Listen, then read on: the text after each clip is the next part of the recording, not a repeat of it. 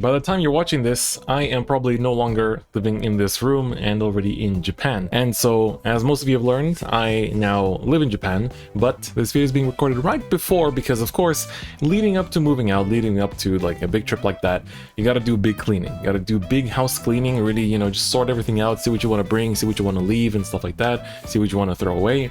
And throughout my big cleaning, of course, I had to go through my just abhorrent amount of cards. Like, I have such a crazy storage that, like, I haven't really properly cleaned in years, really, like genuinely years. I haven't touched this thing, and it is just like, it was overwhelmingly bad. And so I finally went last week and the week before moving out, just cleaned through everything, found a bunch of cool things, found some things that I thought I sold, found some things I thought I lost, like just a bunch of things that I really didn't even know I had anymore. But there was one thing that I knew I should have somewhere, which was my first ever, not my first ever deck, but the oldest deck I have, which is also the deck that got me into Vanguard.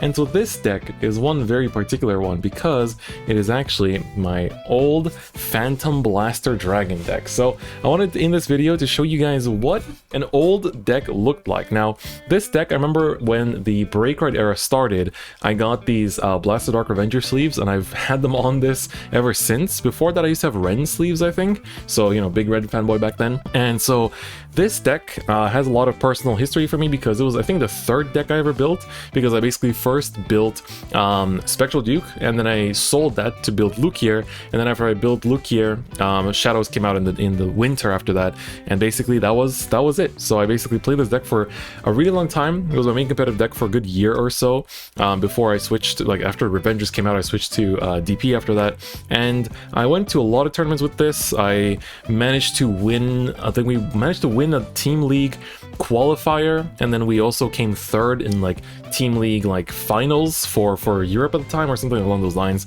way back in like 2013. And like, a lot of personal history with this deck, and so I wanted to go over it. So the cool thing is about this list is that there are some pretty expensive cards in it that high schooler me really wasn't aware of the value of them. So for example, something you guys don't know is that, or I think many of you do but some may not, is that this was the original triple rare art of Phantom Blaster Dragon. So this is the original triple rare Phantom Blaster Dragon, and only the SP came in the anime art. So this was the anime art. SP has a special pattern on its own and everything. And this card apparently these days goes for a pretty big price. Like back then, it also went for a pretty big price. Like I think like 80 bucks or something, or like 70 bucks maybe. And I think I just traded for it because we were opening boxes with my friends, and I think my friend wanted to build like every other clan in the set, and basically just traded a bunch of triples for this. So it was a very good trade. But I think this PBD goes for a lot these days, so it's definitely a nice little collector's item to have. And the effect back then was so mid, like this guy, gained 1k continuous if he had Blaster Dark in hand, 10k base by the way. Oh, sorry, Blaster Dark in soul, not in hand. And then of course you can almost 2 and retire 3 rears to get plus 10k in a crit. Like wow, what a game-changing effect, right? What a game-changing effect that was. So we had 4 PBDs, and then of course the only other grade 3 that was run in this was the Phantom Blaster Overlord. So of course the Persona Blast, but you never really used the Persona Blast. You just went into this guy for the 13k base because he was a cross ride. So 13k base was pretty good, and you never really used the Counter Blast. What was it? Count was 3, wasn't it? Count was 3 in Persona Blast to get plus 10k in a crit. Like, why would you ever do that? You have so many other better things to use CB on. But you can see like the triple rare foiling was very thematic of that time. And so the DBTO5 foiling now is the same foiling as BTO5 back then. So I wonder if English is going to do the same thing too. I feel like that's part of like what makes DBTO5 so unique. So this was like, you played 4 copies of this. You had like your kind of cross ride. You basically ride this and use Nightmare Painter to put this in the soul and then set up cross rides. That was kind of like the main function of the deck, right? You would sit on this big tangle and just plus a bunch, and then because I was scared of damaging one of my Blaster Darks, I think what was it? I was scared of damaging my Blaster Darks, I think, even though it's like literally like you ride Blaster Javelin and you search this guy out. Like that was literally it. But I don't know, was it personal attachment? You didn't really need to run 2. 1 was enough because his effect was terrible. He had like an on-place Vanguard count, almost 2 retire anything. Like it's really not a great way to use your counterblast, but you know, I had a personal attachment, so I like them. 10k base as well, cool control.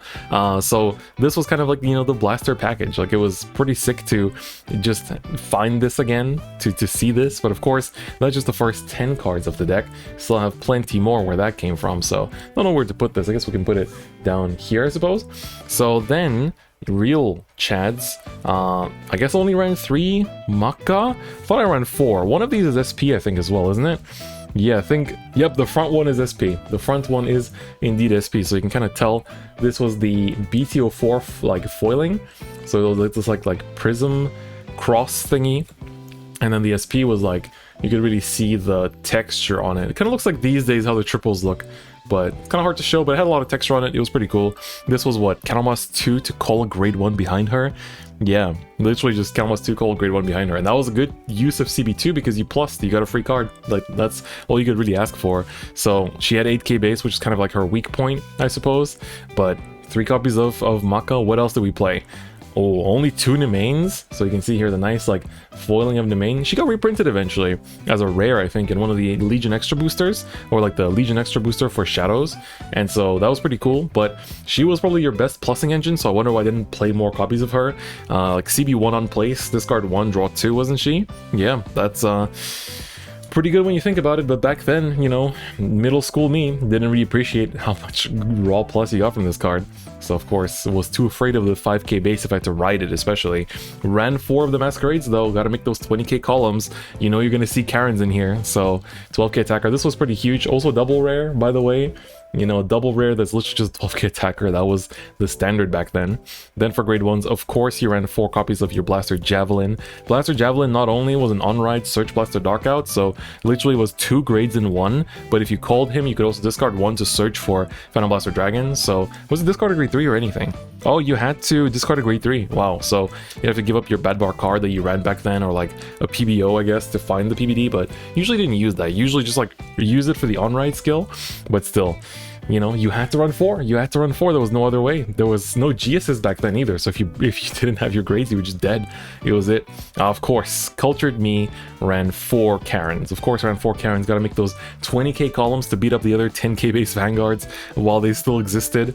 This was, of course, very important. This was your main call target off of Maka, because with Maka you would make 16k columns, which is very important. And now this next bit is how you know this is a deck from 2012?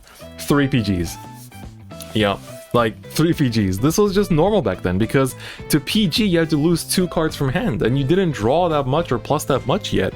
So you were just like, damn, well, I mean, I don't have that many cards to discard, and it's like attacks are, you know, you can guard manually otherwise. So 3 PGs, like people say, like, yeah, people back then ran 3 PGs, can you believe it? And they're like, no way. But we did run 3 PGs back then. It was crazy. But of course, like eventually you had to start running 4 because of the end, because the end would just like pressure you with a 2 to pass and you'd lose. So you have to be always careful.